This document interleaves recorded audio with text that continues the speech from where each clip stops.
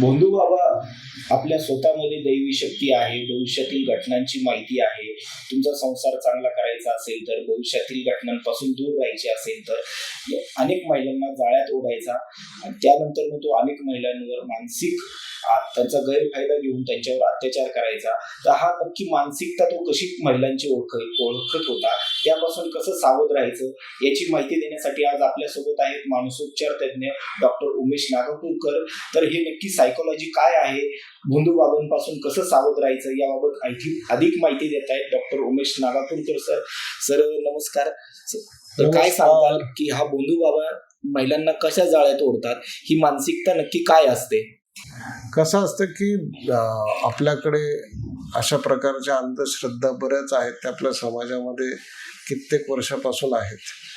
महिला मुख्यतः याच्यामध्ये बळी पडण्याचं कारण असं असतं की महिला जास्त सेन्सिटिव्ह असतात, हळव्या असतात.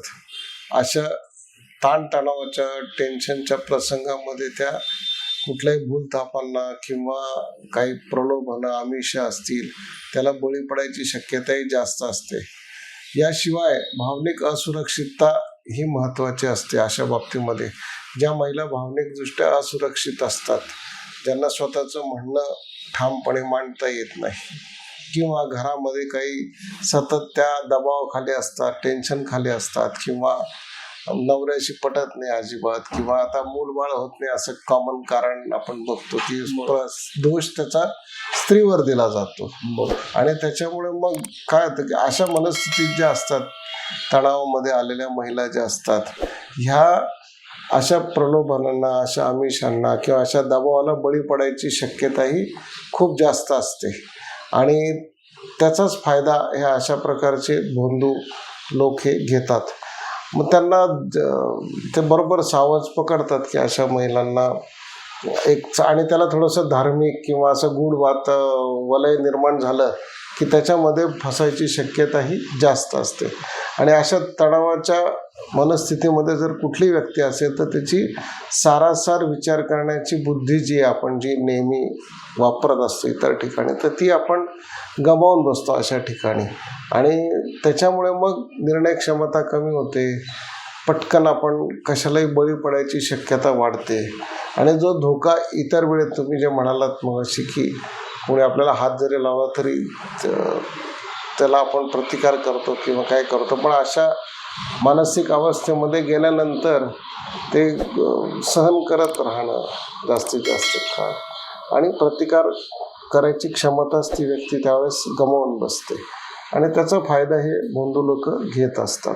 भोंदू बाबांना काही दैवी शक्ती असते हे खरं आहे का? नाही, अजिबात नाही. ते मानसिकतेचा फायदा घेत असतात. ते बरोबर जाळ्यात ओढतात. त्याच्या मागे सायकोलॉजिकल कारणं असतात. तर ते मुख्य म्हणजे ज्याला कोल्ड रिडिंग म्हणतात. म्हणजे तुम्ही मला समोर दिसले, आता तुम्ही बघितलं मी किंवा मध्यमवयीन स्त्री आहे, बरोबर आहे, दिसायला चांगली आहे, कपडे लत्ते दागिने वगैरे व्यवस्थित आहेत, बरोबर आहे.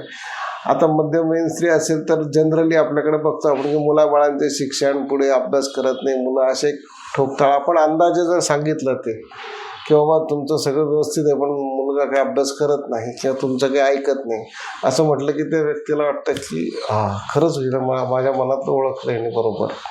त्याचप्रमाणे साधे समज असतात प्रत्येक याच्यात. तुम्ही रस्त्यावरचे ते ज्योतिषी जरी बघितले तरी ते म्हणतात की बच्चा तुम इतना अच्छा काम करते हो लेकिन तुम्हारी कदर कोई नहीं करता है. आप एखादी सुनबाई असेल तर सासूचं तुम्ही एवढा करता पण सासू कधी तुमचं कौतुक करत नाही, असं म्हटलं की आपल्याला साधारणपणे असं वाटतं की अरे खरंच याला कसं काय माहिती आहे आपल्याबद्दल. तर हे ठोकताळे बांधून जनरली हे सगळे लोक जे असतात ते अंदाज घेतात समोरच्याच्या मनस्थितीचा. आणि दुसरी गोष्ट म्हणजे ज्याला हार्ट रीडिंग म्हणतात, म्हणजे की ज्याच्यामध्ये तुमची मनस्थिती अगोदर त्यांनी परिस्थिती सगळी बघितलेली असते अगोदरच. म्हणजे मी जी काही माहिती मला मिळाली त्यानुसार अगोदरच अपॉइंटमेंट घ्यायचे लोक, नाव, पत्ता, फोन नंबर, सगळं ईमेल ॲड्रेस त्याच्यामध्ये लिहिलेला.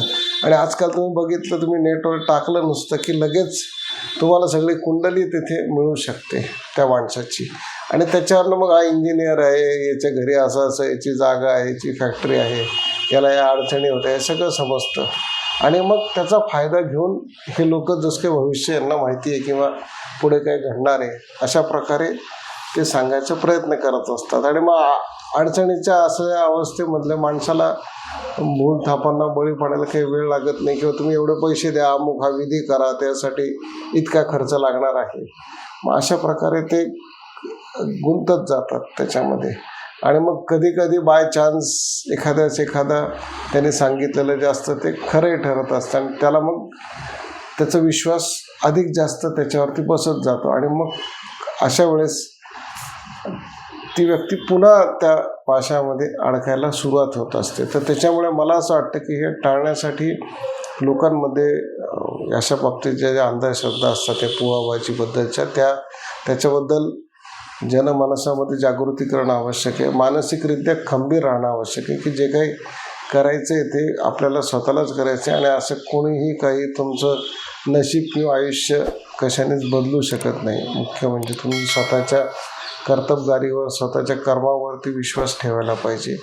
तिसरी गोष्ट अशी की असं जर काही कुठं फसवणूक एकदा जरी जाणवली अशी तर त्याच्या संबंधी ताबडतोब मदत मागणं, घरच्यांना सांगणं, जवळच्या माणसांना सांगणं, पोलीस किंवा सरकारी यंत्रणांची मदत घेणं हे अतिशय आवश्यक आहे. न लाजता न घाबरता असं जर पाऊल उचललं तर पुढे होणारी फसवणूक पण आपण टाळू शकतो आणि त्यातून होणारा मनस्ताप, आर्थिक नुकसान हे पण आपण निश्चितपणाने टाळू शकतो. हे बोंधुगिरीपासून बचाव करण्यासाठी काही टिप्स आहेत का की पीडित महिलांनी कुठल्याही जाळ्यात अडकू नये किंवा कोणत्याही सुशिक्षित सर्वसामान्य घरातील महिलांनी जर अशा बोंधूंच्या प्रकारापासून वाचायचं असेल तर काय करायला हवं? हो, त्यांना माझं तर असं म्हणणार आहे की मानसिकदृष्ट्या सक्षम राहायला पाहिजे पहिली गोष्ट, जेणेकरून तुम्ही अशा कुठल्याही प्रलोभनाला, भूलथापांना बळी पडणार नाही. त्याबरोबर खंबीरता ही महत्त्वाची आहे. ठीक आहे. आणि अडचणीत असताना तुम्ही योग्य व्यक्तींकडे जायला पाहिजे. जर तुम्हाला मूलबाळ होत नसेल तर तुम्ही वैद्यकीय तज्ज्ञांकडे, स्त्रीरोग तज्ज्ञ किंवा इन्फर्टिलिटी स्पेशलिस्टकडे जायला पाहिजे. जर काही फायनान्शियल अडचणी असतील, आर्थिक अडचणी असतील तर आर्थिक सल्लागार जे असतात त्यांच्याकडनं आपण यासंबंधी उपाय करून घ्यायला पाहिजे. किंवा बाहेरचं काही असेल असं वाटत असेल तर त्यासाठी मानसोपचार तज्ज्ञांकडे तुम्ही मदत घ्यायला पाहिजे. पण सगळ्यांकरता आपण एकच जर कोणी माणूस ठेवला सगळ्याच गोष्टींकरता तर त्याच्याने त्याचं ते फायदा घेत असतात हे लोक, दुसरं काय नाही. तर त्याच्यामुळे तुम्ही सतर्क राहणं आवश्यक आहे की कुठल्या बाबतीत कोणी आपल्याला फसवत तर नाही ना.